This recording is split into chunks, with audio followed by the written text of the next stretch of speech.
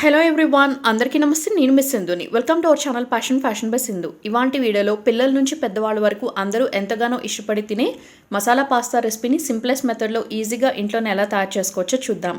Recipe preparation కోసం stove మీద ఒక ప్యాన్ పెట్టుకుని 3 cups ఆఫ్ వాటర్ వేసుకుని 1 teaspoon ఆయిల్, ఒక పావు టీ స్పూన్ సాల్ట్ వేసుకుని 2 cups వరకు ఎల్బో షేప్డ్ మ్యాకరోనీ ఆర్ పాస్తాని వేసుకున్నాను నేను. మీకు పాస్తా అనేది ఈ షేప్లో కాకుండా పొడుగ్గా స్ట్రిప్స్గా ఉన్నది అవైలబిలిటీలో ఉంటే అది కూడా యూస్ చేసుకోవచ్చు రెసిపీ ప్రిపరేషన్లో.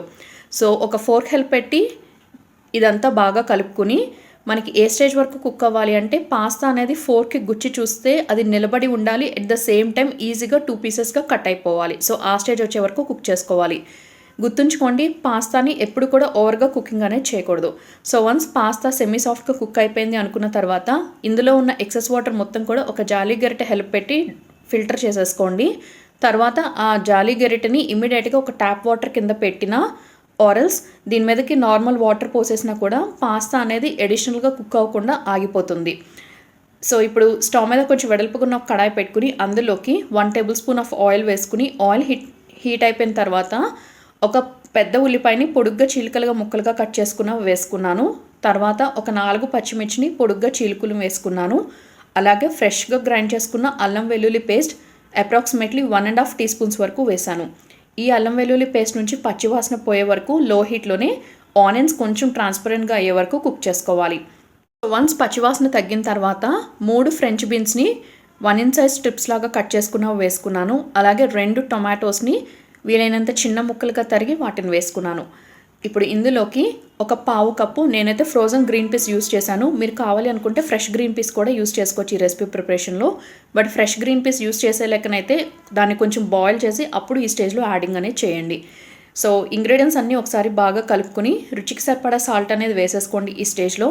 అలాగే 1 teaspoon కారం కూడా వేసుకుని ఒక పావు teaspoon garam masala powder కూడా వేసుకోండి.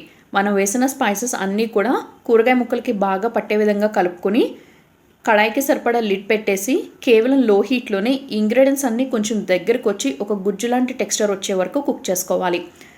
ఈ పాస్తా ఆర్ మ్యాక్రోనీ వీటితో ప్రిపేర్ చేసిన మరికొన్ని రెసిపీస్ తాలూకా లింక్స్ పైన ఐ కార్డ్స్లో చివరి ఎండ్ స్క్రీన్లో ప్రొవైడ్ చేస్తాను. కుదిరితే ఆ రెసిపీస్ కూడా ఒకసారి చెక్ చేయండి. సో మనకి గ్రీన్ పీస్, బీన్స్ ఇవన్నీ కూడా ఓవర్గా కుక్ అవ్వకూడదు, జస్ట్ ఆ స్టీమ్కి అవి మగ్గిపోతాయి. ఈ రెసిపీలో నేను 2 మ్యాగీ మసాలా సాచెట్స్ యూస్ చేశాను. మనకి 5 rupees సాచెట్స్ ఉంటాయి కదా మార్కెట్లో, సో అవి 2 యూస్ చేశాను. సో ఆ రెండింటిని నేను ఒక బౌల్లోకి తీసుకుని మీకు ఆ పౌడర్ చూపిస్తున్నాను, క్వాంటిటీ అనేది మీకు ఐడియా రావడం కోసం. సో ఈ పౌడర్ వేసిన తర్వాత బాగా కలుపుకోండి. అవసరం అనిపిస్తే ఈ స్టేజ్లో కొంచెం వాటర్ చిలకరించుకోండి, ఎందుకంటే స్పైసెస్ అన్నీ వేసాం కదా. సో మనకు గ్రేవీ అనేది బాగా డ్రైగా అనిపిస్తే ఈ స్టేజ్లో వాటర్ కావాలి అనిపిస్తే కొంచెం చిలకరించుకోండి. నాకైతే టొమాటోస్ నుంచి రిలీజ్ అయిన మాయిశ్చర్ ఆ స్టీమ్ కంటెంట్ అనేది సరిపోయింది, నేను వాటర్ ఏమీ యూస్ చేయలేదు. సో వెజ్జీస్ అన్నీ బాగా కుక్ అయిపోయిన తర్వాత ఇందులోకి ఇందాక మనం డ్రైన్ చేసి పెట్టుకున్న మ్యాక్రోనీ ఏదైతే ఉందో అది వేసేస్తున్నాను. వేసేసి లో హీట్లోనే ఈ మ్యాక్రోనీ మొత్తాన్ని ఇందాక మనం వెజిటబుల్స్కి సార్టింగ్ చేసేసాం కదా, సో ఒకసారి మరొకసారి బాగా కలుపుకుని లిడ్ పెట్టేసి లో హీట్లోనే 2 to 3 minutes పాటు కుక్ చేసుకోండి. మనకి పాస్తా ఆల్రెడీ బాయిల్ అయిపోయింది కాబట్టి ఇక్కడ ఫర్దర్గా కుకింగ్ టైం అనేది ఎక్కువసేపు చేయాల్సిన అవసరం లేదు.